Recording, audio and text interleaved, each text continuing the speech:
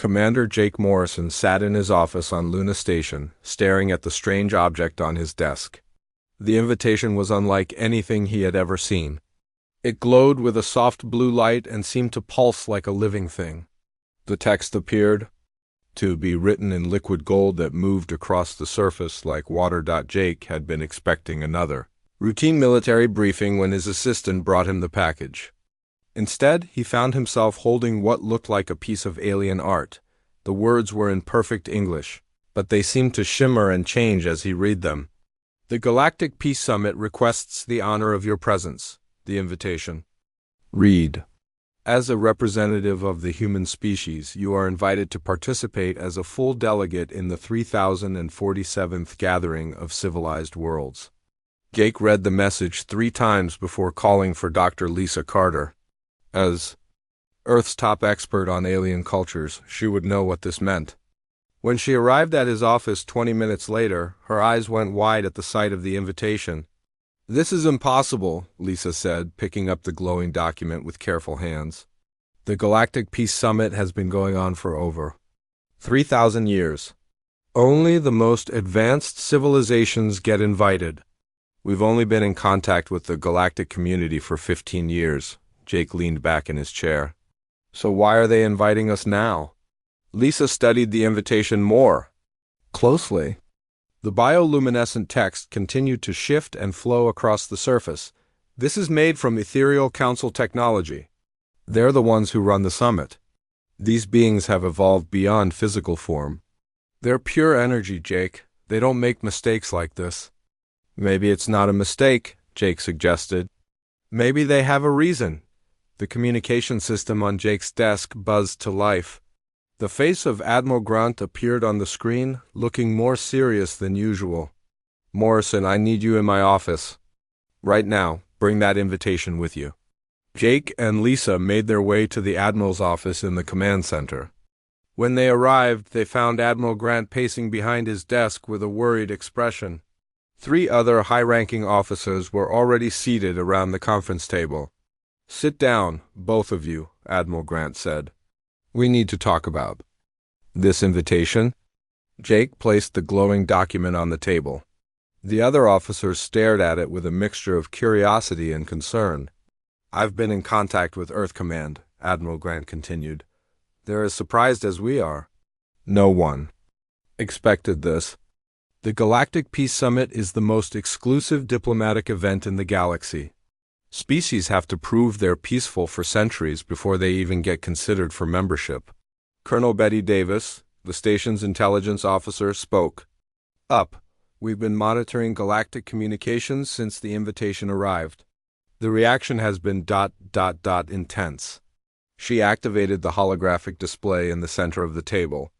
Images of various alien species appeared, along with translated text from their communication networks. The Zephyrian Collective announced their withdrawal from the summit 2 hours ago, Colonel Davis explained. They cited fundamental incompatibilities with human nature as their reason. The peaceful Verdani followed an hour later.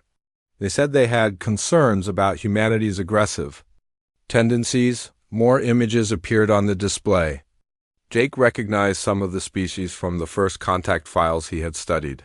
The melodic singers, whale-like creatures that communicated through song. The contemplative scholars, 4-armed beings known for their philosophical debates. The Serenity Coalition, graceful humanoids with pearl-white skin. "How many have withdrawn?" Jake asked. "So far, 47 out of 96 expected delegates," Colonel Davis replied. "That's nearly half of the entire summit." Lisa looked shocked. "They're withdrawing just because we were invited. It gets worse," Admiral Grant said. The Nexus. Republic sent a formal message to the Ethereal Council. They're a coalition of machine intelligences. They calculated a 73.6% probability that human presence will result in summit failure or worse. Jake felt a knot forming in his stomach. "So they think we're too dangerous to attend a peace summit." "The irony isn't lost on us, Admiral," Grant said grimly. "But here's the thing. Despite all the withdrawals, the Ethereal Council hasn't rescinded the invitation. Elder Luminara, their leader, sent a message this morning. She insists the invitation stands. The room fell silent for a moment. Jake could hear the hum of the station's life support systems in the background. What's our reputation like out there? Jake asked. Colonel Davis pulled up another set of files. Not good, I'm afraid.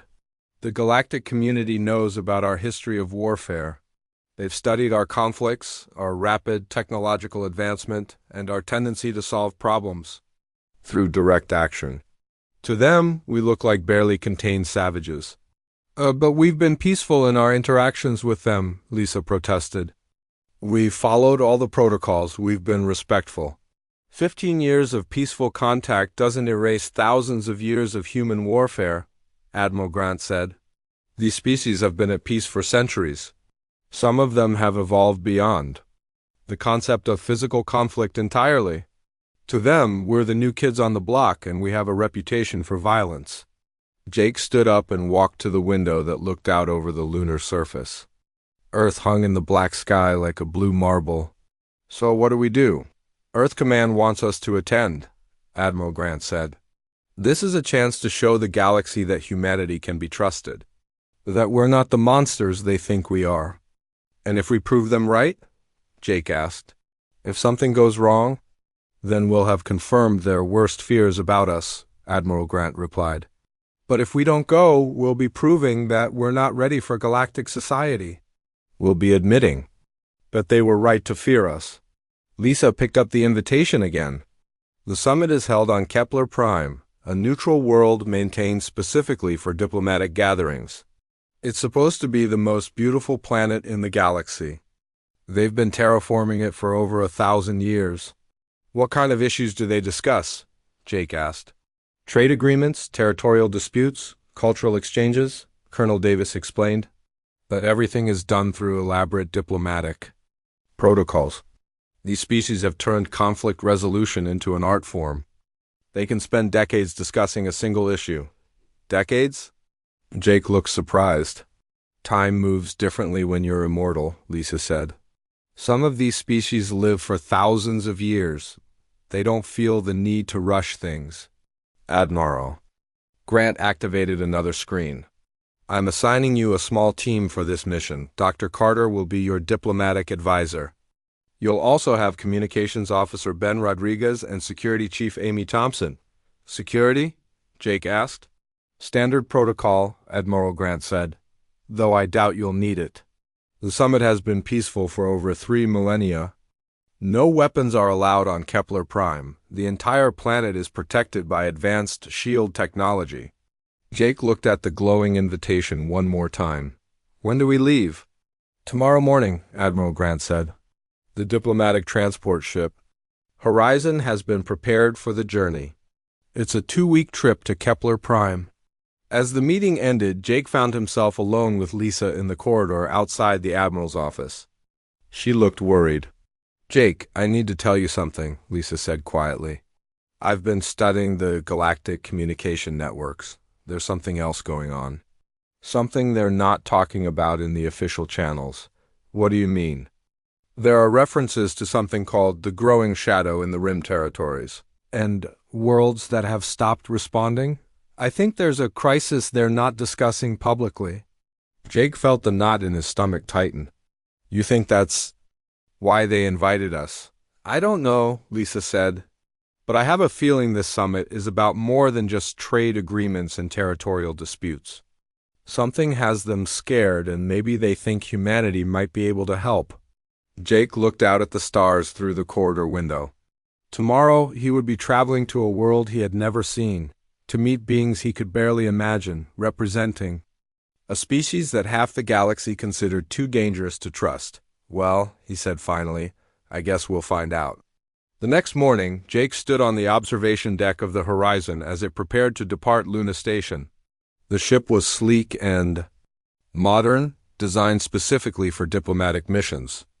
As they pulled away from the station, Jake watched Earth grow smaller in the distance. He thought about the 47 species that had withdrawn from the summit rather than meet with humans.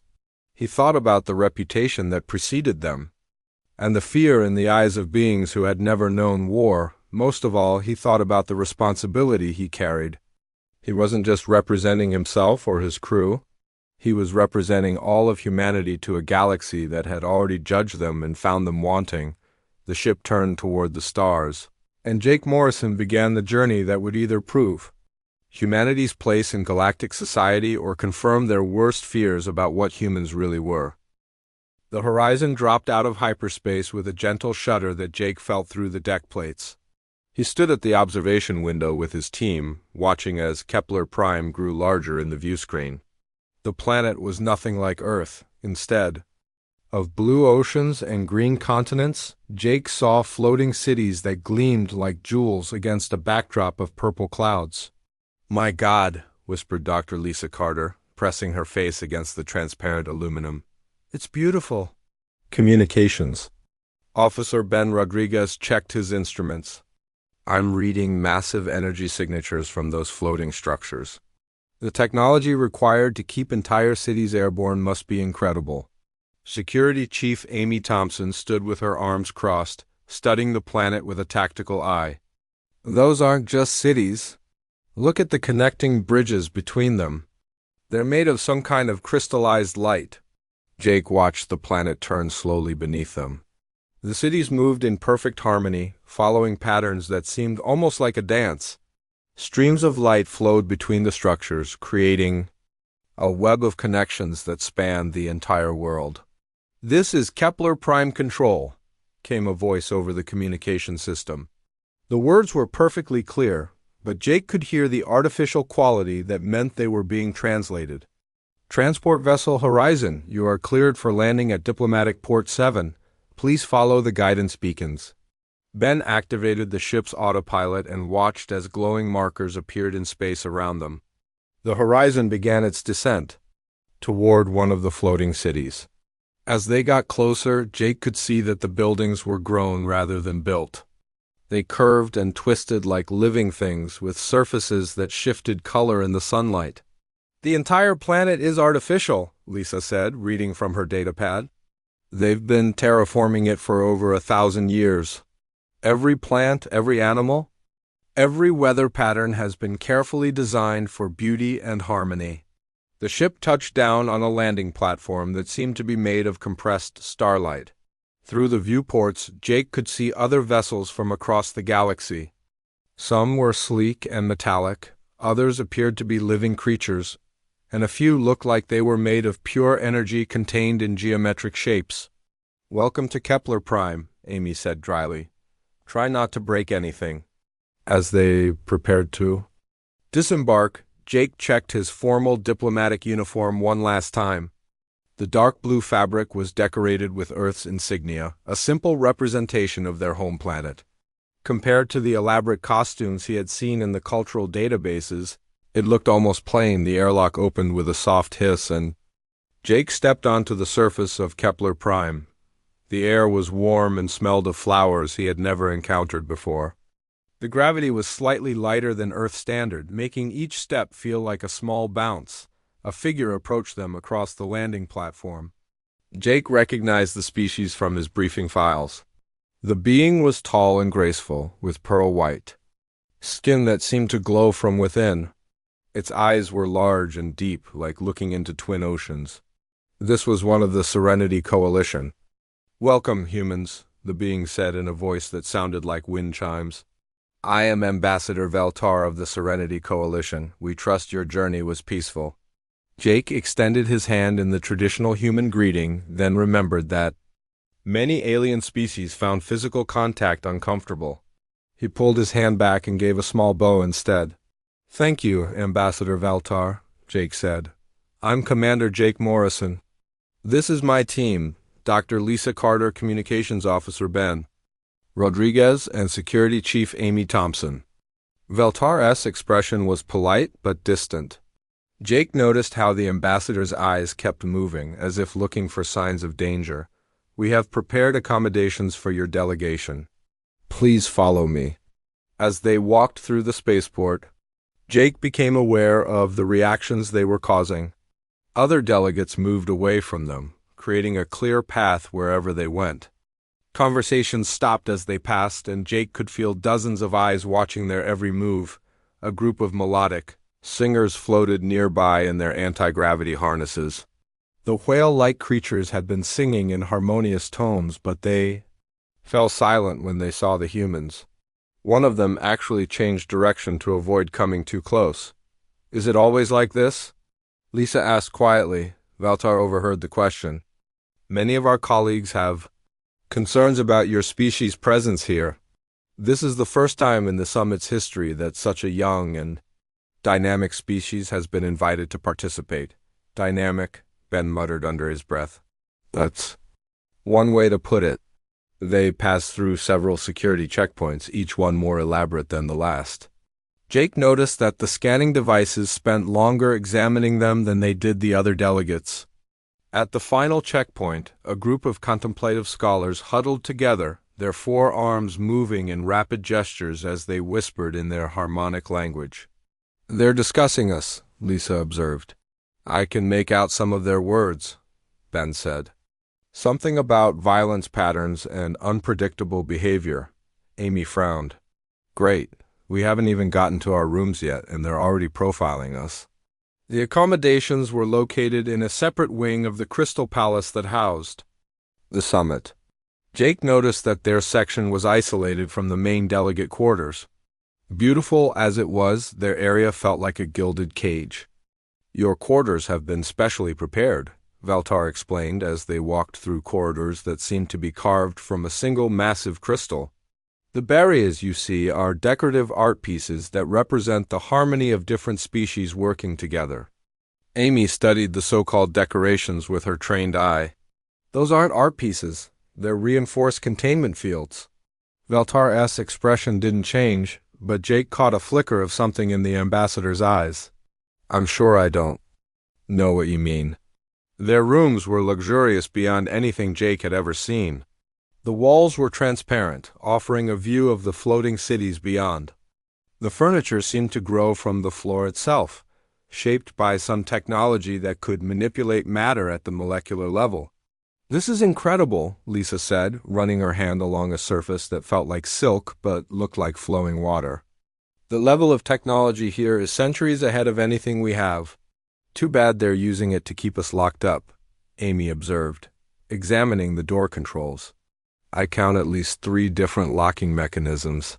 That's not standard diplomatic protocol." Ben was setting up his communication equipment when he noticed something odd. "I'm getting interference on all frequencies. Something's blocking our ability to communicate with the other delegates." Jake looked out the window at the magnificent view. In the distance, he could see other delegate quarters where beings from across the galaxy were preparing for the summit. None of them were as isolated as the human delegation. "They're afraid of us," he said quietly. "Can you blame them?" Lisa asked. "Look at it from their perspective. They've achieved peace by evolving beyond physical conflict. Then we show up, a species that's been fighting wars for thousands of years?" A soft chime sounded through the room.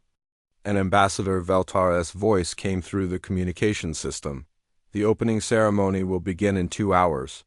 Please prepare yourselves and join us in the Grand Assembly Chamber." As his team got ready for the ceremony, Jake found himself thinking about the empty seats that would surround them. Nearly half the expected delegates had withdrawn rather than share the same space as humans. The ones who remained were treating them like dangerous animals. "Are we making a mistake?" he asked Lisa as they prepared to leave their quarters. "What do you mean?" "Maybe they're right about us. Maybe we don't belong here." Lisa was quiet for a moment, then she looked at him with determination in her eyes. "Jake, every species that's ever joined the galactic community has faced this kind of prejudice. The difference is that we're the first species they've invited who might actually be able to help them." "Help them with what?" "I've been monitoring the communication networks during our journey. The situation I mentioned before is getting worse. Entire star systems are going dark in the rim territories. They're calling it the silent ships and worlds that have stopped responding." Ben looked up from his equipment. "I've been getting fragments of encrypted transmissions. Something about a threat they won't discuss in the official channels." Amy checked her sidearm, then remembered weapons weren't allowed on Kepler Prime. If there's a threat, why aren't they talking about it openly? Because their entire diplomatic culture is based on avoiding unpleasant subjects, Lisa explained. They've created a system where discussing danger or conflict is considered rude, but you can't solve a problem by pretending it doesn't exist. The soft chime sounded again, more insistently this time. It was time for the opening ceremony.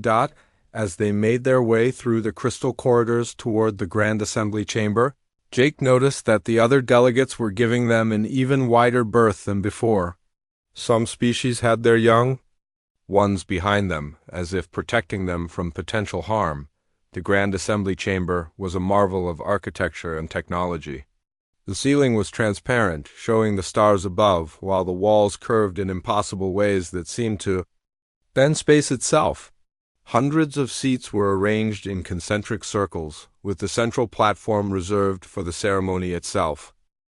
The first major session of the summit began at dawn on Kepler Prime. Jake sat in his isolated section of the Grand Assembly Chamber, watching as delegates filed in to discuss what Elder Luminara had called the matter of territorial harmony in Sector 7, the chamber filled with beings from across the galaxy. The Harmonious Collective took their seats on the left side, their crystal bodies catching and reflecting the morning light. On the right, the unified territories settled into their positions, their flowing robes creating patterns of color that shifted like water. Both groups had been locked in this dispute for over 30 years. The issue was simple enough: who had the right to claim a resource-rich star system that lay between their territories. But as Jake was about to learn, simple problems became very complicated when filtered through galactic diplomatic protocols. Dr. Lisa Carter leaned over and whispered, "The Sector 7 system contains rare minerals that both sides need for their technology. On Earth, this would be settled by negotiation, treaty, or in the old days, war. Here, they turn it into an art form." Elder Luminara took her place at the center of the platform. Her energy form pulsed with soft light as she began the session. "We gather to hear the ancient claims and modern needs of our honored colleagues. Let us proceed with the traditional opening of grievances." Jake expected someone to stand up and explain the problem clearly. Instead, what followed was unlike anything he had ever experienced. The first speaker from the Harmonious Collective rose slowly, their crystal body chiming softly as they moved. "Honored Elder, esteemed colleagues, we come before you not with demands, but with humble requests for understanding. Our ancestors, in their wisdom, recognized the sacred nature of certain stellar formations." The speaker continued for 20 minutes without once mentioning the disputed system directly. They talked about spiritual connections to starlight, the harmony of celestial bodies, and the delicate balance of cosmic forces. Jake found himself getting lost in the elaborate language that seemed designed to avoid stating anything clearly. When the collective finished, a representative from the unified territory stood to respond. "We acknowledge the poetic beauty of our colleagues' words, and we share their reverence for the cosmos. However, we must also consider the practical needs of our people, who have long depended on the gifts that certain systems provide." Another 20 minutes passed. This speaker also never mentioned Sector 7 directly, instead talking about historical precedents, philosophical principles, and the complex relationship between need and ownership. Communications Officer Ben Rodriguez was taking notes on his datapad. He showed Jake what he had written. 30 minutes of talking, zero useful information. The pattern continued throughout the morning. Each side presented their case through layers of diplomatic language, cultural references, and abstract concepts. They spoke of everything except the actual problem they were supposed to be solving. During a break, Jake approached Ambassador Veltar, who was standing with a group of other delegates near the refreshment area. The conversation stopped when Jake got close. "Ambassador," Jake said politely, "I'm having trouble following the discussion. Could you explain what exactly is being disputed?" Veltar's expression became uncomfortable. "Commander Morrison, surely you understand that direct discussion of territorial claims would be inappropriate. These matters require delicate handling." But how can you solve a problem if you don't talk about it directly? The other delegates exchanged glances. One of them, a contemplative scholar with 4 arms, spoke up. Human, your species' approach to conflict resolution is well known. We prefer methods that preserve dignity and avoid confrontation. Even if those methods don't work? Jake asked. The silence that followed was awkward. Finally, Veltar spoke again. Perhaps you would benefit from observing our procedures more carefully before offering suggestions. Jake returned to his seat feeling frustrated. The session continued through the afternoon, with both sides repeating the same arguments in increasingly elaborate ways. By the end of the day, they had made no progress toward actually solving the dispute. That evening, Jake called his team together in their quarters. We need to understand what's really happening here, he said. This isn't just about diplomatic procedure. There's something else going on. Lisa had been studying the communication networks again. I've been monitoring the private channels between delegates. There are references to something they call the shadow that grows and the silence that spreads. They're scared of something, but they won't discuss it in the official sessions. Amy was examining the security reports she had access to. I've been reading the incident files. 3 star systems in the outer rim have gone completely dark in the past 6 months. No communication, no trade, no signs of life. But there's no official discussion of what happened to them. Ben looked up from his equipment. I've been tracking the communication patterns. Every time someone tries to bring up the missing systems, the conversation gets redirected to other topics. It's like they have a mental block about discussing real threats. Jake stood at the window, looking out at the beautiful floating cities. So they know there's a problem, but they can't talk about it because it's too scary? It's worse than that, Lisa said. Their entire culture is built around avoiding conflict. They've created a system where discussing danger is considered rude, but you can't solve a crisis by pretending it doesn't exist. The next morning brought more of the same. The Sector 7 dispute continued with speakers from both sides presenting the same arguments with slight variations. Jake watched as hours passed without any real progress. He noticed something else, though. The younger delegate seemed as frustrated as he was. A junior representative from the melodic singers kept shifting in her seat. One of the younger contemplative scholars was making notes that looked more like complaints than official records. During the lunch break, Jake was surprised to find a visitor waiting in their quarters. The being was tall and thin, with skin that seemed to shift color like liquid metal. Jake recognized the species from his briefing files. One of the Watchers, a mysterious group that rarely participated in galactic affairs. Human, the Watcher said without any formal greeting, your species interests us. Unlike the others, you do not waste time with elaborate courtesies when death approaches. What death? Jake asked directly. The Devourers have returned to this galaxy. They consume worlds, leaving only empty space behind. The civilized species know this, but they cannot speak of it directly. It would be impolite. Jake felt a chill run down his spine. The missing star systems, that's what happened to them. Yes. The Devourers move systematically, consuming everything in their path. They have already taken 3 systems and are approaching the Middle Territories. But the species here continue to debate mining rights and trade agreements. Lisa stepped forward. Why are you telling us this? Because your species has something the others have lost, the Watcher replied. You remember how to fight for survival. You can speak of unpleasant truths without collapsing into despair. How long do we have? Jake asked. At their current rate of advance, the Devourers will reach the core worlds within 10 years, unless someone stops them. The Watcher began to fade from view. The civilized species have forgotten that sometimes civilization must be defended by those willing to be uncivilized. After the Watcher disappeared, Jake's team sat in shocked silence. The beautiful summit, with all its elaborate protocols and polite discussions, was happening while an existential threat consumed entire worlds. We have to do something, Amy said finally. What can we do? Ben asked. We're the newcomers. Half the delegates withdrew rather than sit in the same room with U.S. Maybe that's exactly why we can do something, Jake said. We're not bound by their rules about what can and cannot be discussed. Lisa looked worried. If we bring this up in the official sessions, we'll be breaking every diplomatic protocol they have. They might kick us out of the summit entirely. And if we don't bring it up, everyone dies? Jake replied. Including Earth. The afternoon session continued the same pattern as before. The Harmonious Collective presented their case for the third time, using slightly different metaphors but making the same basic arguments.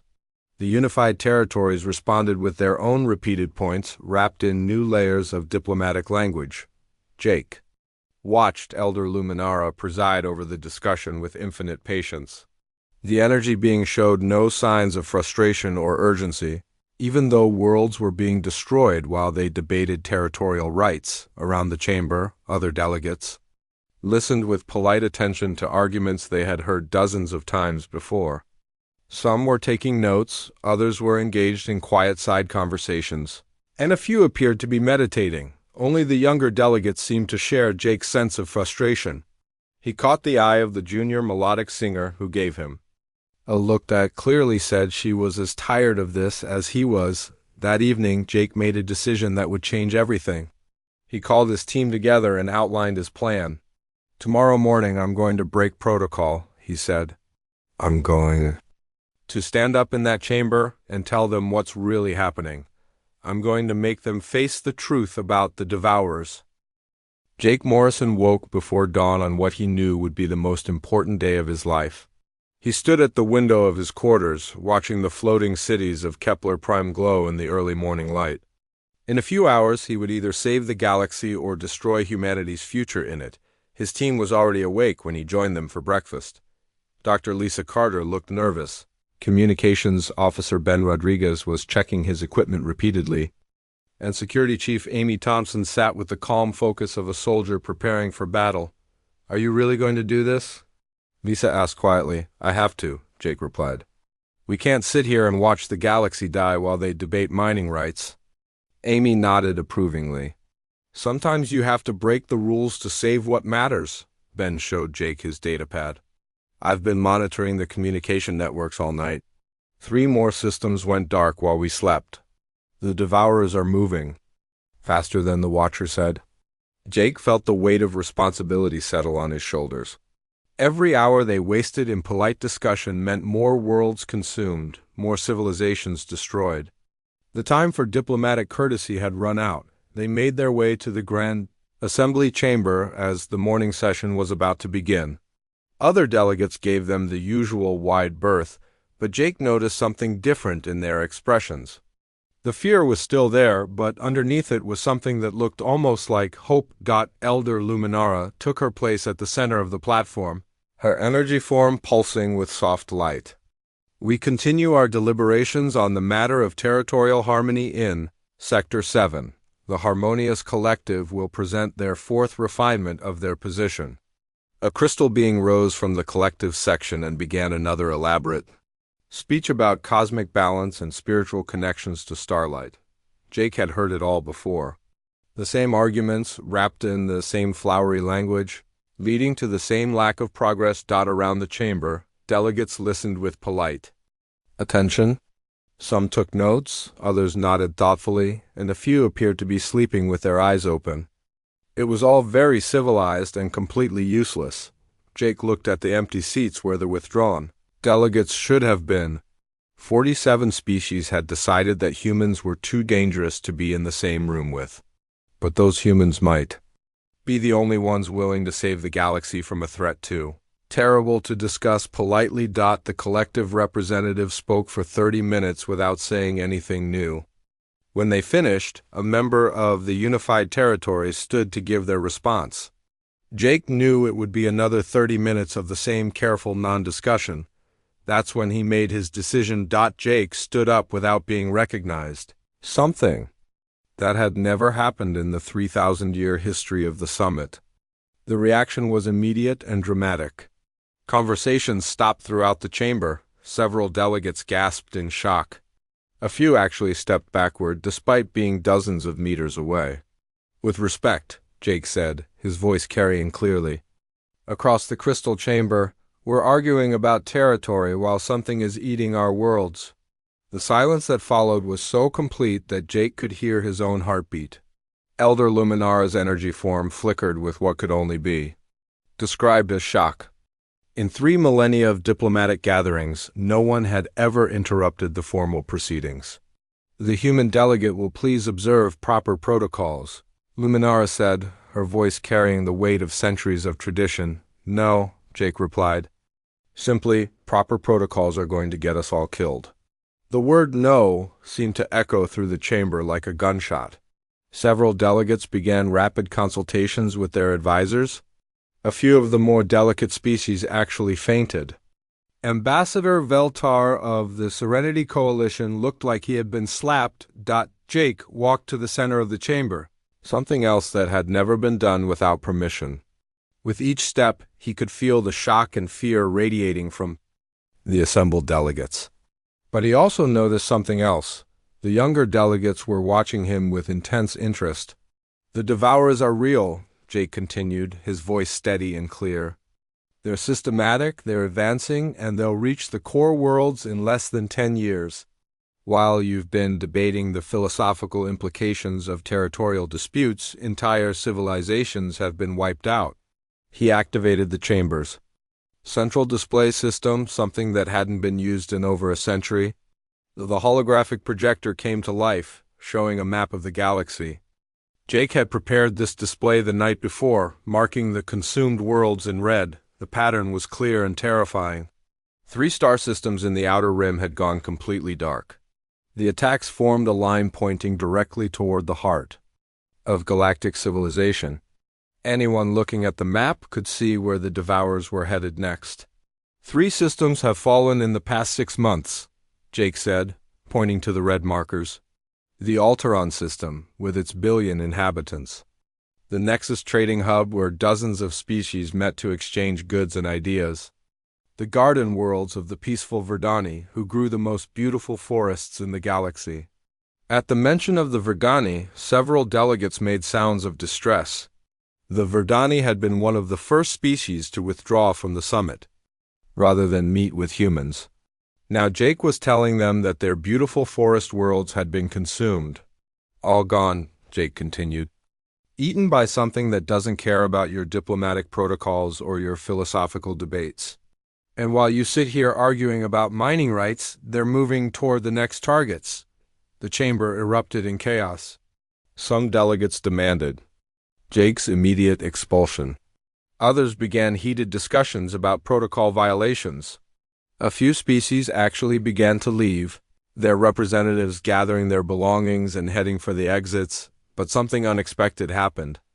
The younger delegates, those who had been sitting quietly while their elders debated endlessly, began to speak up. A junior representative from the Melodic Singers raised her voice in a haunting call that translated roughly to, "The human speaks what we all fear to say." One of the younger contemplative scholars, barely past his species' age of majority, stood on his forearms and declared, "We have spent 3 days debating borders while the Devourers advance. Perhaps it is time to speak plainly."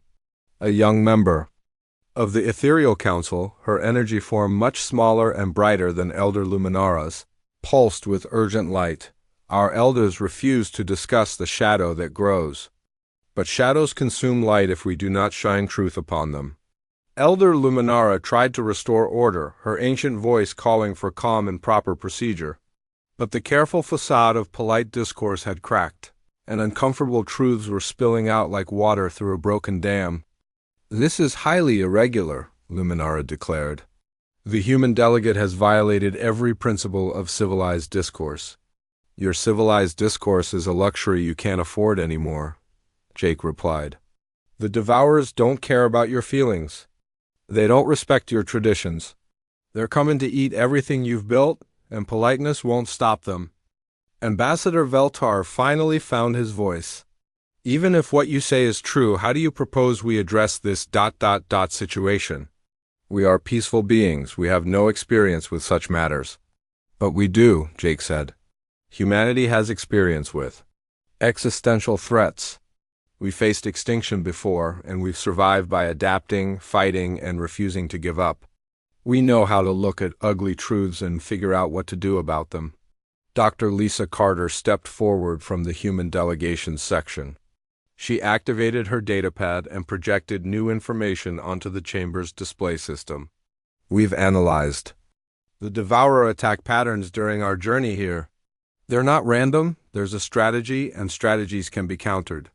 The attacks follow resource routes, she continued, highlighting the connections between the consumed systems.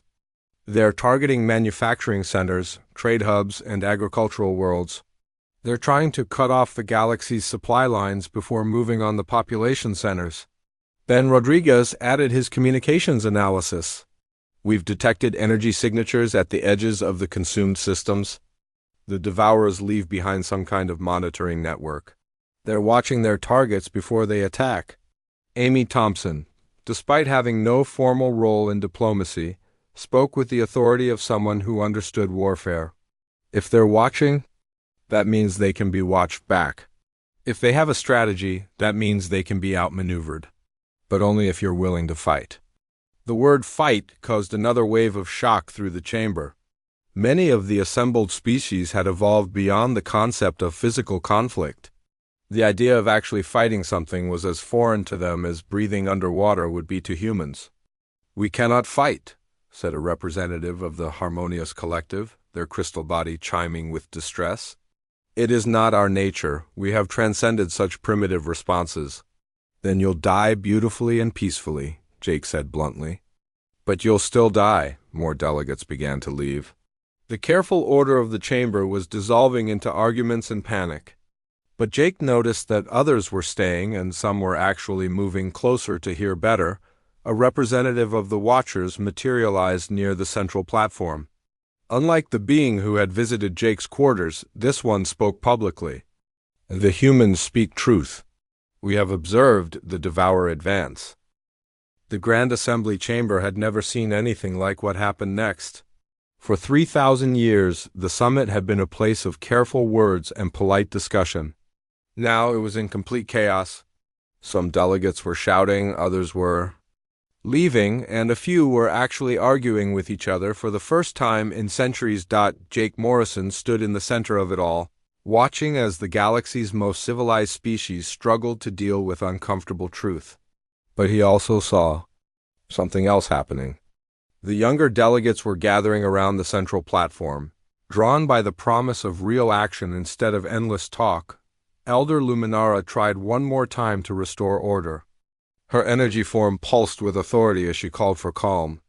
"This assembly will return to proper procedures immediately. The human delegate has violated every principle of civilized discourse." "Your civilized discourse is broken," said the young melodic singer who had spoken earlier. Her whale-like form floated closer to the platform, her voice carrying a harmony that Jake had never heard before.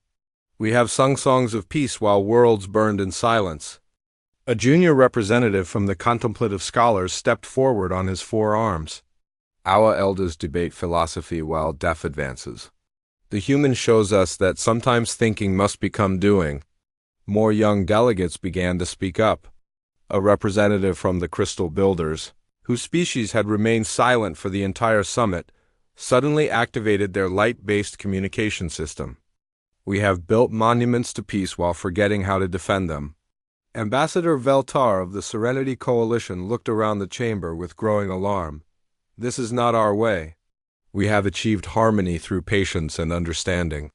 "Your harmony is an illusion," Jake said directly. "You've achieved peace by making it impossible to discuss the things that threaten peace. But the Devourers don't care about your rules." Dr. Lisa Carter moved to join Jake at the center of the platform. She activated her datapad again, showing new information on the chamber's display system. "During the chaos of the last hour, we've received new intelligence. 2 more systems have gone dark.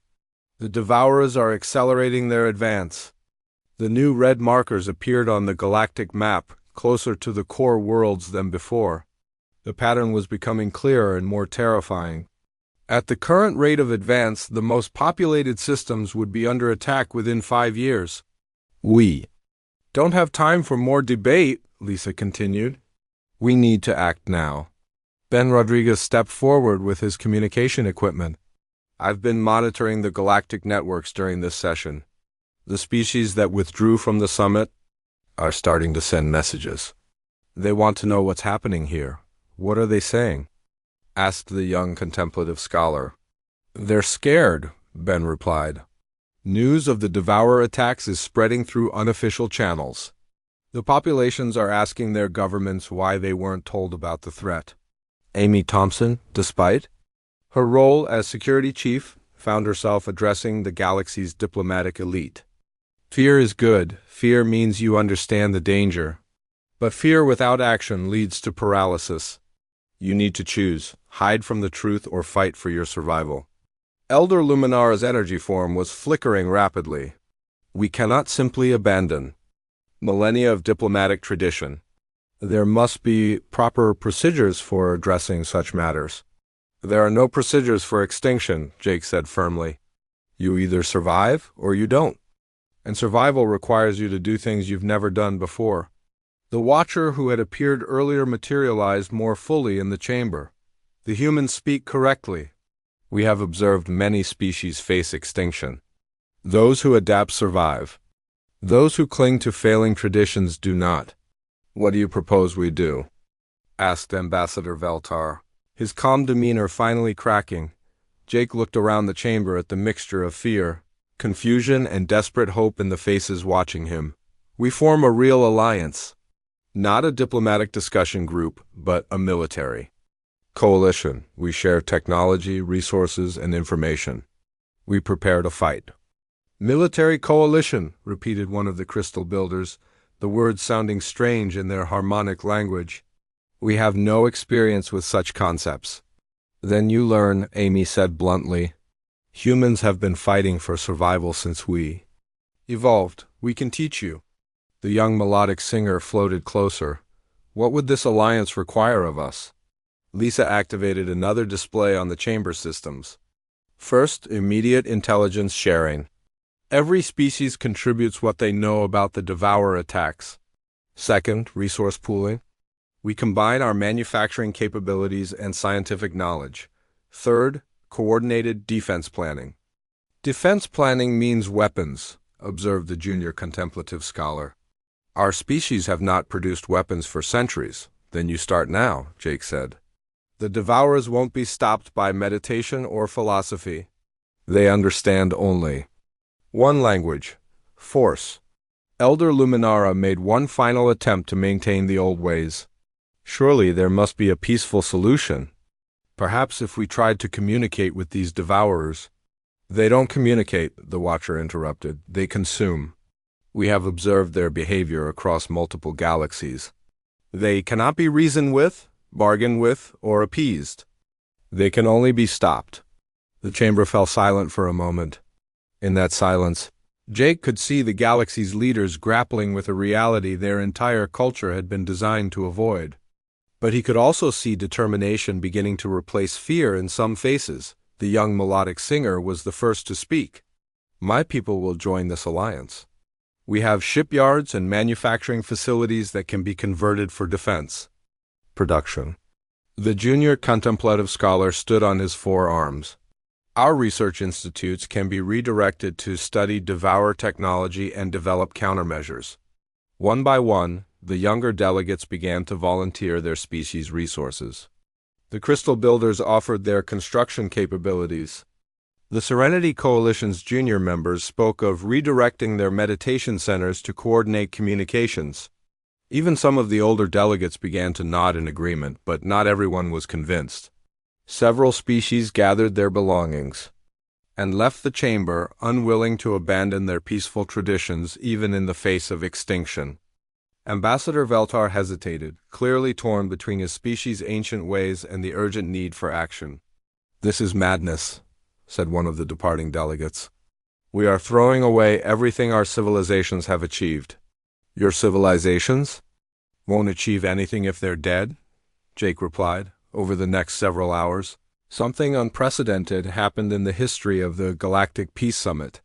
The remaining delegates abandoned the formal session structure entirely.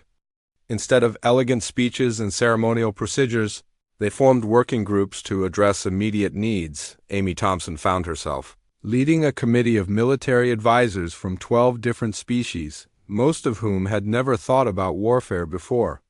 She was teaching them basic tactical concepts while they shared their advanced technologies. Ben Rodriguez coordinated communication networks that had never been used for military purposes. Species that had barely spoken to each other were suddenly sharing sensitive information about their defensive capabilities. Lisa Carter worked with some of the galaxy's most brilliant minds to analyze every piece of data about the Devourer attacks. Together, they began to identify patterns and weaknesses that no single species could have discovered alone. Jake found himself appointed as the coordinator of what they were calling the Galactic Defense Initiative. It wasn't an official title, and there had been no formal vote. But when beings from across the galaxy needed someone to make decisions quickly, they looked to him. "How do we know this will work?" asked Ambassador Veltar, who had finally decided to stay and contribute his species' resources. "We don't," Jake admitted. "But we know what happens if we do nothing. At least this way, we're fighting back." The traditional summit format was completely abandoned. Instead of the final ceremony that usually ended these gatherings, the chamber became a war room.